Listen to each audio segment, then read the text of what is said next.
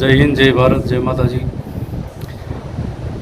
આ વિડીયો છે પાછો જે સ્માર્ટ મીટરના જે શોખીનો છે એના માટે કે તમે જોયું વડોદરામાં અને સુરતમાં કે આ મીટર લગાવવાથી કેટલા લોકો ત્રાહિમામ થઈ ગયા છે અને 7 દિવસમાં 2000 બિલ, કોઈને 1200 બિલ, કોઈને 1000 બિલ।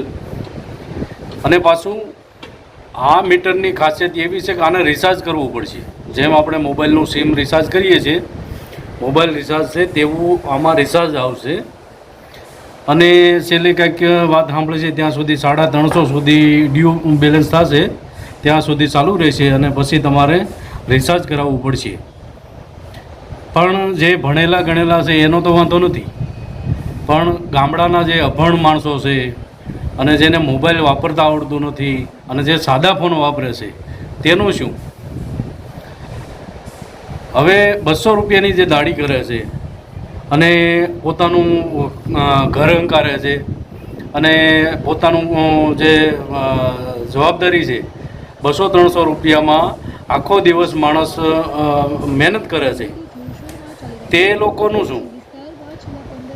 7-8 દિવસનું 2000 બિલ આવશે તો આ જે પેટીયું રળનારા જે લોકો છે, જે મધ્યમ વર્ગના લોકો છે, ગરીબ લોકો છે અને ગામડાના લોકો છે, જે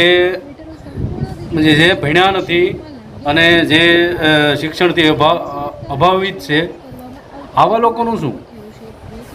આવા મીટર લાગશે તો આને કોણ શીખવાડવા જશે કે ભાઈ તમે આ રીતે બેલેન્સ પુરાવો, આ રીતે એપ્લિકેશન ડાઉનલોડ કરો? મોબાઈલનું બેલેન્સ તો રિચાર્જ કરીએ કે જો કોઈ તે કોઈ દુકાનદાર પાસે જાય છે એટલે મોબાઈલને રિચાર્જ કરે છે, પણ જે સાદા ફોન વાપરે છે તેનું શું? અભણ વ્યક્તિનું શું? અને મોટામાં મોટો પ્રશ્ન તો એ છે કે અત્યારે 8 દિવસ 7 દિવસના બિલ 2000 રૂપિયા 3-3000 રૂપિયા બિલ આવે છે, કોઈના 1500 રૂપિયા આવે છે, એનું શું? તો આખા મહિનામાં જે 10,000 કમાવનાર જે માણસ છે, 8,000 રૂપિયાની જે આવક છે, તે માણસ 2,000 રૂપિયા 3,000 રૂપિયા કઈ રીતે ભરી શકશે? અને કદાચ 2,000 રૂપિયા બિલ ભરી દેશે તો તેની પરિસ્થિતિ શું ઊભી થશે? એના માટે સરકારે જાગવું જોઈએ અને આવા બધા જે આપણા સામાન્ય નાગરિકો છીએ આપણે બધા, એને ભૂલથી આનો વિરોધ કરવો જોઈએ, જોરશોરથી વિરોધ કરવો જોઈએ। અને આવા જો મીટર કોઈ લગાડવા આવે છે કર્મચારી, તો એને કોઈ સંજોગોમાં તમે મીટર લગાડવા આપતા નહીં। અને જો મીટર લગાવી દેશે તો તમારું બધું જે કરેલું પાણીમાં જશે અને તે પૈસા જે તમે બિલ આવશે અને આ જે 3 ગણું જે બિલ આવે છે એ તમારે ભરવું રહેશે। એટલે ગામડામાં, સિટીમાં કે કંઈ પણ જગ્યાએ જે સ્માર્ટ મીટર લઈને કોઈ એના કર્મચારી કે અધિકારી કોઈ આવે છે તો એને પૂરેપૂરો વિરોધ કરો અને આ મીટર લગાવવા દેશો નહીં। અને જો લગાવી દેશે તો તમે પછી બચી શકશો નહીં। એટલા માટે હું બધાને હાકલ કરું છું કે ગુજરાતના તમામ નાગરિકને, હું સામાન્ય લોકો છે જે પેટીયું રળીને ખાય છે, જે 150-200 રૂપિયાની જે દાઢી કરીને પોતાનું ગુજરાન હંકારે છે, એને હું અત્યારે આહ્વાન કરું છું કે તમે આવા મીટર લગાડવા દેશો નહીં।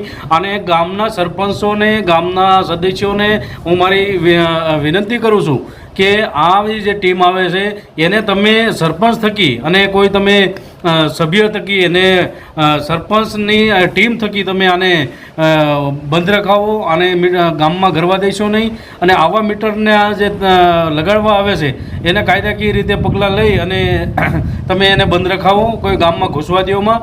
કારણ કે આમાં નથી DGVCLના માણસો, નથી PGVCLના માણસો। આ જે કંપની છે બારોબારની કંપની છે, આનો કોઈ હજી એને જવાબદારી સ્વીકારી નથી કે અમારા અધિકારીઓ છે, અમારા લોકો છે। એટલે કોઈએ પણ આવા લોકોને ઘરમાં કે ગામમાં તમે પ્રવેશ આપશો નહીં। અને જો આપશો તો એના જવાબદાર તમે પોતે રહેશો અને તમારે આ ભોગવવું પડશે। એટલા માટે સજાગ રહો। આવા કોઈ લોકો જો મીટર બદલાવવા આવે છે એ લોકોને પૂરેપૂરો તમે વિરોધ કરો અને તમે એને એ પ્રશ્ન કરો કે જૂના મીટરમાં એવું તો શું થઈ ગયું છે એટલે અમારે મીટર બદલાવવા પડે છે। અને એક તમે બીજો પ્રશ્ન એને કરો કે તમે એક નવું મીટર લગાવો અને એક એની પાસે જ જૂનું મીટર લગાવો.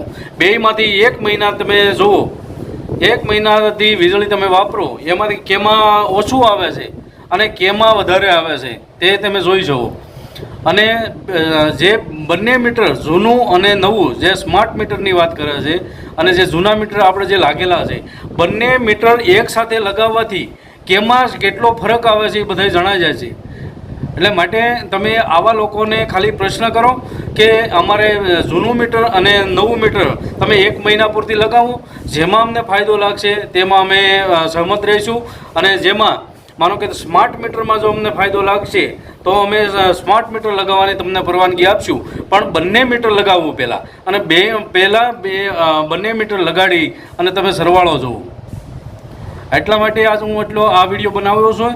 અને જાગૃત તમે રહો, અને જાગૃત નહીં રહો તો તમારે આનું બધું પરિણામ ભોગવવું પડશે.